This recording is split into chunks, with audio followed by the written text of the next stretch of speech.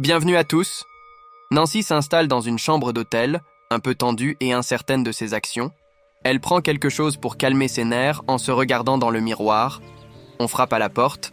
Après avoir pris une profonde inspiration, elle l'ouvre et trouve un jeune homme attirant nommé Léo Grandet, la source de sa tension. Léo lui fait un petit bisou sur la joue et lui fait un compliment pour son parfum séduisant. Nancy rejette le compliment en disant que les femmes de 42 ans ne reçoivent généralement pas de tels compliments. Léo leur assure qu'ils vont passer un bon moment et commande une boisson pour commencer. Levant son verre à ceux qui sont attirants à tout âge, il prend une gorgée et commande que celui-ci a bien vieilli, sous-entendant qu'il fait référence à Nancy alors qu'il tente d'engager une conversation légère. La beauté irrésistible de Léo distrait Nancy, ce qui l'empêche de se concentrer. Soudain, Nancy demande à Léo si elle le rabaisse ou le rabaisse. Léo assure que tout cela est son choix, qu'il aime ça et qu'il ne s'est jamais senti dégradé. Il demande ensuite à Nanny quels sont ses souhaits pour la soirée. Nancy veut juste être avec lui, craignant que son âge puisse décevoir Léo. Comprenant sa tension, Léo lui fait un petit bisou et la rassure en lui disant que la tension est insupportable. Nancy insiste pour qu'il procède rapidement. Léo soutient qu'il n'y a pas d'urgence et qu'il faut en profiter, suggérant qu'il parle davantage. Il mentionne sa capacité à surprendre les gens, mais Nancy interprète cela comme des désirs inhabituels et est dégoûtée. Léo précise qu'il parlait de compétences en communication. Nancy avoue son embarras de n'avoir jamais acheté personne auparavant.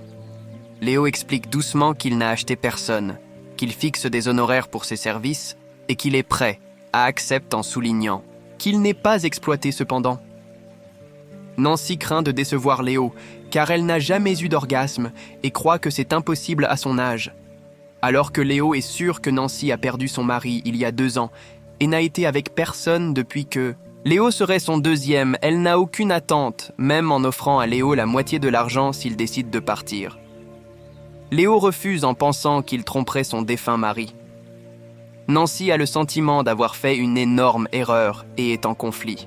Depuis qu'elle était élève de l'école primaire, le professeur de religion Léo continue de la rassurer en lui suggérant qu'il est temps d'aller au lit. Un doux baiser dans le cou fait que Nancy se sent mieux. Soudain, Nancy s'arrête et dit qu'elle pourrait lui apporter des pilules bleues cool. Léo n'en a pas besoin. Nancy insiste en déclarant que Léo ne devrait pas se sentir obligé d'être avec quelqu'un qu'il n'aime pas. Léo répond qu'il y a toujours quelque chose à apprécier en découvrant que le partenaire le plus âgé de Léo avait 82 ans. Nancy se sent un peu plus rassurée et demande des moyens de lui faire plaisir. Léo complimente ses lèvres et son décolleté et essaie de l'apaiser son malaise alors qu'il se penche pour l'embrasser. Nancy s'excuse à la hâte pour aller aux toilettes pour se changer pendant que Léo se prépare et l'anxiété de Nancy est palpable. Léo prend une gorgée et savoure une barre chocolatée pendant qu'il attend finalement Nancy, rassemble son courage pour se changer. Léo complimente sa superbe apparence et s'approche pour l'embrasser, mais Nancy s'éloigne en se plaignant de l'odeur du chocolat après que Léo se soit rafraîchi. Nancy décide de ne pas continuer. Propose de payer en totalité et suggère à Léo de partir. Léo réalise que le problème n'est pas le chocolat la convainc de reconsidérer, surtout compte tenu de sa contemplation prolongée, et finalement elle accepte. Nancy interroge Léo sur l'opinion de sa mère sur sa profession, dont il hésite à discuter lorsqu'il est pressé. Léo invente une histoire sur son travail sur une plateforme pétrolière pour changer de sujet. Trigg se moque de Nancy, elle devient alors plus conversationnelle, discutant de la monotonie de ses enfants et de l'ennui de sa carrière d'enseignante, oubliant apparemment son objectif initial dans la pièce. La conversation devient ennuyeuse, et Léo pose des questions sur elle, les actions du mari dans des scénarios similaires. Nancy dit que son mari se couche simplement nu et pendant 31 ans, leur relation est restée banale sans aucune expérimentation, se terminant par son profond sommeil. Léo est surpris par ces révélations et la regarde avec sympathie. Nancy a toujours nourri divers désirs que son mari a réprimés, les jugeant inappropriés. Nancy se souvient en larmes de ses vacances à Turé pendant sa jeunesse. Là, elle a rencontré un jeune homme captivant. Et son toucher était l'expérience la plus excitante qu'elle ait jamais vécue. Elle a dû rentrer chez elle le lendemain et le regret de ne pas prolonger son séjour en Turquie la hante depuis que Léo l'embrasse passionnément, ce qui conduit à une nuit inoubliable où ils se retrouvent dans la même pièce. Quelques jours plus tard, Léo exprime sa joie d'avoir satisfait Nancy auparavant après avoir fait des recherches sur plusieurs expériences qui lui avaient manqué. Nancy est impatiente de les explorer avec Léo, demandant des répétitions et d'autres activités non conventionnelles. Léo l'assure de leur faisabilité bien que son ambition de les essayer tous en une journée jusqu'à ce qu'elle le surprenne. Léo s'engage à faire de son mieux et ils passent à l'étape la plus intimidante de sa liste. Nancy se demande si elle devrait se brosser les dents avant que Léo la rassure en lui disant que ce n'est pas nécessaire. Le téléphone les interrompt et après que Nancy ait parlé à sa fille, elle revient visiblement tendue. Léo l'encourage à se détendre et à suivre le courant et ils dansent. Nancy s'ouvre sur la retenue de son mari et déclare enfin qu'elle est prête pour de nouvelles expériences. Léo la masse et elle lui demande d'enlever sa chemise. Son apparence jeune et tonique fascine Nancy, mais se sentant dépassée, elle lui demande de se couvrir à nouveau. Elle admet se sentir complexée par son apparence, mais Léo la convainc de sa beauté. Il suggère un scénario de jeu de rôle qui la contrarie de manière inattendue. Nancy exige brusquement que Léo finisse son travail. Blessé, Léo passe de la conversation au professionnel. Nancy s'effondre en se sentant dégradée. Léo propose gentiment que sa présence soit plus conversationnelle, reconnaissant que les besoins de chacun varient-ils.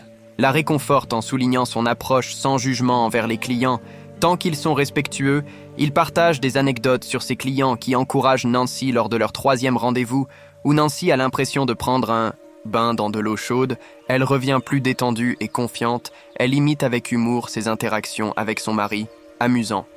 Léo-Nancy prodigue des éloges à Léo, reconnaissant d'avoir rempli sa liste et promet de le recommander à ses amis. Léo déclare modestement qu'il fait juste son travail. Nancy, curieuse de connaître sa vraie personnalité et identité et croyant qu'il est temps de se connaître complètement, est reçue à contre-cœur par Léo qui révèle seulement que son nom est Léo Grande Nancy. Le choc en avouant qu'elle a fait des recherches sur son histoire et connaît sa véritable identité. Déçu, Léo s'habille rapidement et l'avertit de ne plus jamais le contacter, surpris par sa réaction. Nancy se rend compte qu'elle aurait dû respecter ses limites lorsqu'elle utilise accidentellement son vrai nom. Léo est furieux en représailles. Il prévient que découvrir sa véritable identité ne serait pas favorable, surtout pour l'ancien professeur de religion retrouvé dans un hôtel avec une jeune Nancy, soutient qu'elle pensait qu'il construisait une confiance et qu'ils pourraient être amis en dehors de leurs arrangements. Léo révèle ses propres traumatismes et se décrit comme une coquille d'une personne à sa mère. Il s'en va en trombe, mais revient bientôt à son téléphone oublié dans sa recherche frénétique. Il le localise et assure à Nancy un remboursement pour le temps non utilisé. Il laisse un bref baiser d'adieu et laisse une Nancy brisée. Nancy ne peut le regarder partir que quelques jours plus tard. Nancy apparaît à l'écran alors qu'elle attend. Dans le même café de l'hôtel, nous pouvons voir qu'elle est assez mal à l'aise en raison de son attitude sévère lorsqu'elle dit aux employés de l'hôtel qu'elle attend un ami. L'un des employés qui ne la reconnaît pas au départ s'avère être son ancien élève lorsque Nancy dit que je n'ai pas dû bien t'entraîner si tu travailles ici. La fille est choquée. Léo arrive à ce moment-là. Le fait que son professeur rencontre un homme aussi jeune et beau suscite des soupçons chez la fille. Cependant, Léo gère habilement la crise en déclarant qu'ils se rencontrent pour acheter la voiture de Nancy malgré les événements de la dernière séance. Léo a accepté de rencontrer Nancy juste pour parler. Nancy parle de la vitalité qu'elle ressent en expérimentant tout ce qu'elle pouvait quand elle était jeune le mois dernier. Elle révèle également qu'elle recommande Léo Grandet, le maître de la ménopause, à tous ses amis et que son vrai nom est Suzanne Robinson. Léo, d'autre part, avoue qu'il a finalement dit la vérité à son frère sur son travail, et bien que son frère ne l'ait pas jugé, il reste une déception pour sa mère quand Léo avait 15 ans. Sa mère l'a emmené dans une situation inattendue avec des amis, et depuis ce moment, elle n'a plus jamais revu Léo de la même manière que le temps n'a pas réparé cette rupture. Becky apporte le chèque, et Nancy s'excuse de l'avoir traité, ainsi que d'autres filles de noms inappropriés auparavant, admettant qu'elles avaient des interactions fréquentes avec Léo. Elle donne même des indices sur les compétences impressionnantes de Léo, suggérant qu'il passe également du temps avec Becky. Becky est surprise d'entendre son ancien professeur et rejoint donc Nancy et Léo dans la pièce. Ils passent une longue nuit ensemble à remplir une liste de expériences que Nancy a toujours voulu à la fin de la nuit. Nancy se sent vraiment épanouie pour la première fois de sa vie, cela marque leur dernière rencontre, et ils se disent au revoir en se souhaitant bonne chance. Nancy regarde le miroir perdu dans des pensées profondes et apaisantes. Et nous arrivons donc à la fin de cette histoire. Si vous avez aimé le récapitulatif, n'oubliez pas de cliquer sur le bouton « J'aime » et de vous abonner à la chaîne. Jusqu'à la prochaine fois, merci. Mai.